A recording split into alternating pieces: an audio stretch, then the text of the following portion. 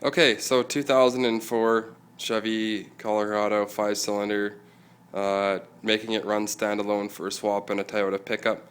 I've got it running now. I have to jump the starter off the solenoid with a piece of metal because I guess the way it starts from the factory, it goes to the blue wire, to the resistor in the ignition cylinder, then to the body control module, then it tells it via class 2 data to the engine control module and tells it to start. So we'll have to just run a relay through a safety switch like the clutch start switch and right to the starter terminal, but it does run if you jumper that. I've got HP tuners hooked up here. No DTCs at the moment, but we'll run it again just for a short period of time because there's no rad hooked up to it, but throttle does work and everything. So got the stock tank just sitting back here with the lines kind of plugged into it. I got a relay on top of there for the fuel pump control, and the PVC valve is, well, that's maybe partly why it's not running entirely happy. It's just plugged a piece of tape for now. That would go, or not PVC, that would go to the brake booster vacuum signal. We've got air filter hooked up with the MAF and stuff. The rear O2 deleted and all the emissions turned off. It wasn't automatic. I turned off all those codes. So I'll go ahead and fire it up here again. I've already got the ignition just plugged in right here, so I should be able to just jump it at the starter here and it should fire, unless I've timed out on have to redo that again. We'll try here.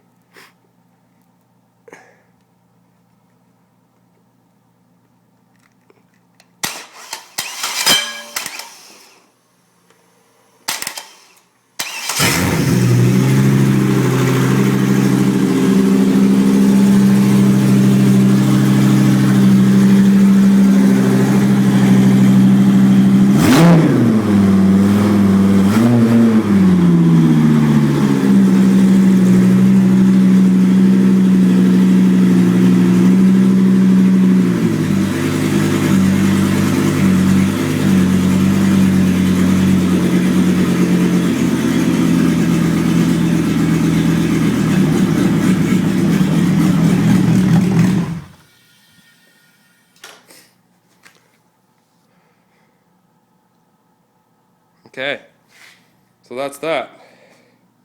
It seemed to start shaking pretty good there. I don't know what was, I mean, it's not entirely happy probably with that vacuum cap missing, and it's got to, relearn itself, and the fact that there's no exhaust on it, it's going to start to intake up air into the O2 sensor and think what the hell's going on and try and richen it up too, right? So, but it runs, and that's a real good start. Just got to tidy up some of the wiring and whatnot.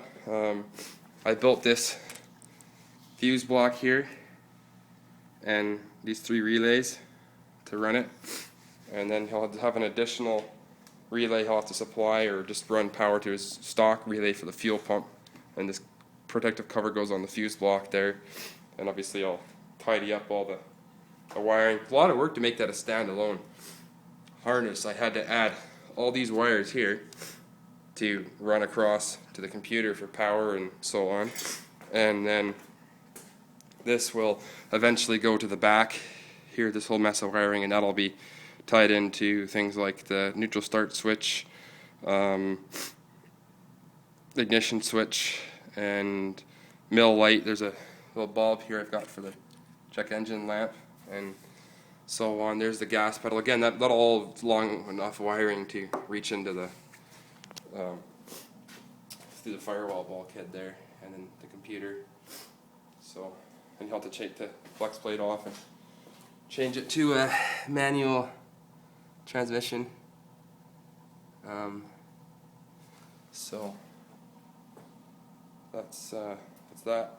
I think I will just send these battery cables with the motor out of the work to go to this side. They're meant to go right up front on the driver's side. So I found the power steering pump. The only thing that's missing is the alternator. So I'll get that all buttoned up, squared away, and get the motor out of here. I'm sad to see her go, but alright, that's that.